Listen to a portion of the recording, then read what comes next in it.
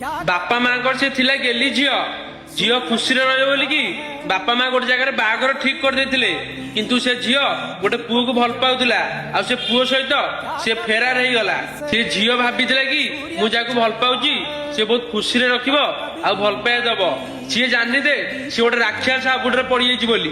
ଆଉ ସେ ପୁଅ ତାକୁ ଏତେ ଭଲ ପାଇଲା ଯେ ସେ ଝିଅକୁ 60 ଖଣ୍ଡ କରିକି ଫ୍ରିଜ ଭିତରେ ରଖିଦେଲା। ମୋର ଯେତିକି ଭଉଣୀ ମାନେ ଭିଡିଓ ଦେଖୁଛନ୍ତି ଖାଲି ଭଲ ପାଇଗଲେ ହବନି, ଫାଷ୍ଟ ସେ ପିଲାକୁ ଚିହ୍ନ ସେ କୋଉ ଟାଇପ ର ପିଲା। ଆଉ ଖାଲି ରୂପ ବେଶ ଦେଖିଦେଲେ କହିଦେବନି ସେ ଭଲ ପିଲା, କାହିଁକିନା ସେଇ ପିଲା ବେଶୀ ବିଷାକ୍ତ ଓ ରାକ୍ଷସ।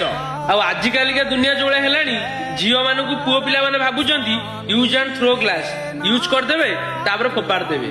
ତମର ସବୁ ଭଉଣୀ ମାନଙ୍କୁ ବି କେୟାରଫୁଲ, ଟିକେ ଦେଖି ଚାହିଁକି ଭଲ ପାଅ, କିଛି ମନା ନାହିଁ। ଆଜିକାଲି ଦୁନିଆ ବହୁତ ଡେଞ୍ଜର ମୋ ଭଉଣୀ ମାନେ। ଭାଇଟା ରାଗିବନି, ଯୋଉଟା କହିଲି ମୁଁ ସତ, ଯଦି ରାଗିବ ତାହେଲେ